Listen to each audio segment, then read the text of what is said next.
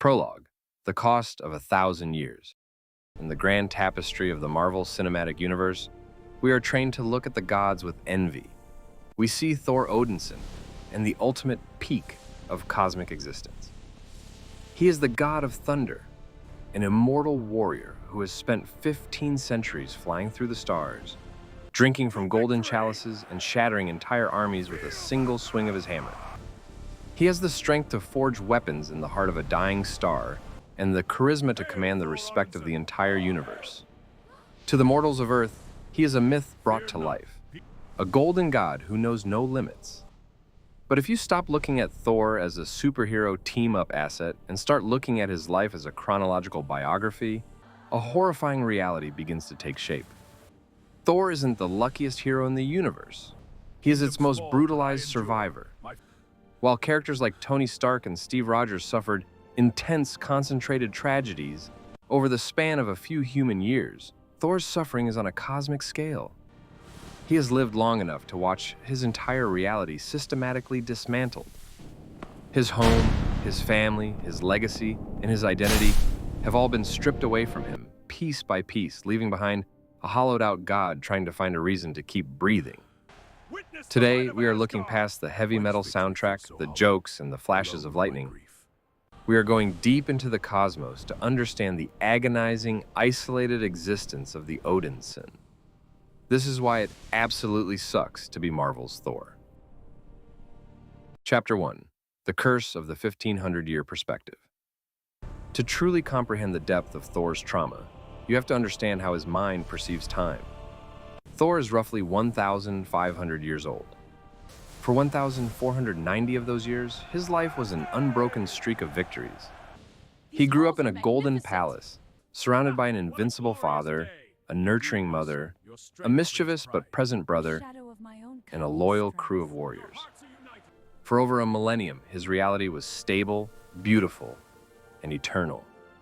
And then, in the span of just about a single human decade, every single pillar of that 1,500-year existence was completely obliterated. Imagine living a long, peaceful life, and suddenly, in what feels to you like a single weekend, your entire world is set on fire. That is the chronological whiplash Thor experiences. When you live that long, your relationships aren't just bonds. They are the literal infrastructure of your mind. Humans are built to understand that our time is short, that our parents will pass, and that environments change. But Asgardians are built on the concept of the eternal realm.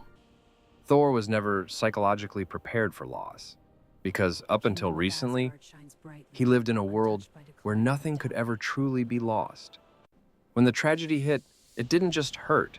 It broke his fundamental understanding of how the universe works. He went from being the crown prince of eternity to a refugee clinging to the back of a spaceship in the blink of an eye. Chapter 2: The Systematic Erasure of the Bloodline. Let's look at the sheer body count of Thor's immediate circle. It starts with his mother, Frigga, the one person who truly understood his hot-headed nature and could soothe his anger, is stabbed to death in her own palace, while Thor is helpless to stop it. Then comes his father, Odin. The All-Father doesn't die in glory on the battlefield. He weakens, loses his mind slightly, gets banished to Earth by his own son's trickery, and fades away on a lonely cliffside, leaving Thor with the sudden, crushing weight of a kingdom he isn't ready to rule. But the most agonizing relationship in Thor's life is, without a doubt, his brother Loki. "I thought the world of you.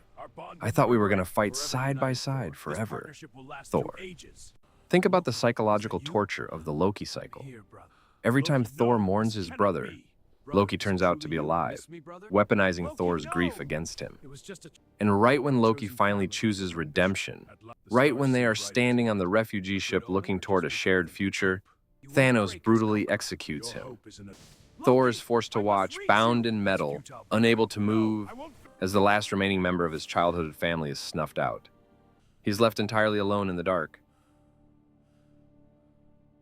Chapter 3: The King of a Ghost Town. But it wasn't just his family that died. His literal home was wiped off the map. In Thor: Ragnarok, Thor is forced to make a radical, tactical decision. To save his people, he must let his home planet burn. He watches Asgard, the physical manifestation of his identity, his history, and his pride, explode into a cloud of space debris. He comforts himself by saying, Asgard is not a place, it's a people. It's a beautiful sentiment. But then, minutes later, Thanos' ship intersects with the refugees. Half of those surviving people are slaughtered in cold blood. The rest are scattered. When we see Thor establish New Asgard in Norway during Endgame, it isn't a majestic new empire. It's a sad, quiet fishing village. The grand, cosmic gods of the universe now live in wooden shacks, deal with Earth bureaucracy, and sell fish to survive. Every time Thor looks out over that gray ocean, he isn't just looking at a village. He is looking at a monument to his failure. He was born to be the protector of the Nine Realms, the ultimate king who would shepherd his people into glory. Instead, he ended up as the landlord of a handful of traumatized survivors who have to live on the charity of a mortal planet. The crown isn't a symbol of power anymore. It's a lead weight, reminding him of everyone he couldn't save. Chapter 4. The mind behind the fat Thor mask. This brings us to the most misunderstood era of Thor's life, the 5 years after the snap. Pop culture and many casual viewers treated Fat Thor as a punchline. They saw the beer belly, the messy hair, and the Fortnite jokes, and they laughed. But if you look past the superficial comedy, what you are seeing is a textbook depiction of severe, unmedicated, catastrophic depression and PTSD. Thor didn't get out of shape because he got lazy. He let himself go because he was trying to drown his own mind. Think about the weight of those 5 words from Thanos. You should have gone for the head. Thor had the weapon. He had the drop on the Mad Titan. But because he wanted Thanos to suffer, because he wanted to look him in the eye and gloat, he didn't kill him instantly. He allowed the snap to happen. In Thor's mind, the death of half the universe isn't Thanos' fault, it's his fault. He had the shot, and he missed. When he finally tracks Thanos down to the garden at the start of Endgame and chops his head off, notice how empty it feels. There is no music swell, no heroic cheer. Thor just turns around and walks away into the rain. He realizes that revenge doesn't bring anyone back. The execution didn't fix his mistake. It just left him with nothing else to do. For 5 years, he sat in that dark cabin, drinking until he couldn't feel his own thoughts. Because the moment he sobered up, the faces of his dead family and the fading bodies of half the universe would start screaming in his head again. Epilogue: The loneliness of the last god. By the time we see Thor try to rebuild his life in Love and Thunder, he has adopted a new philosophy. Don't get attached to anyone. He tells Star-Lord that he chooses to live like a nomad, moving from battle to battle, because he knows that anyone who gets close to him ends up dead. And what happens when he finally opens his heart again?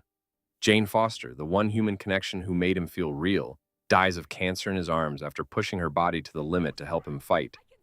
The universe simply refuses to let Thor be happy. It demands his strength, it demands his lightning, but it takes his peace as payment. It sucks to be Thor, because he is trapped in the ultimate paradox of immortality. He is strong enough to survive the end of the world, but that means he is forced to be the one who stands there and watches it end. He cannot die easily, he cannot forget, and he cannot go back to the golden halls of his youth. He is a god who has been stripped of his divinity, left with nothing but a heavy weapon in a universe full of graves to guard. He keeps fighting, not because he expects a happy ending, but because he literally has nothing else left to lose. Thanks for staying through this deep dive into the tragic soul of the God of Thunder. If you want to continue exploring the hidden human pain behind the world's biggest characters, make sure to hit that subscribe button, give us a like, and drop a comment below. Does Thor have the most tragic arc in the entire MCU? Or is there someone out there who has it even worse? Until the thunder rolls again, take care of yourselves.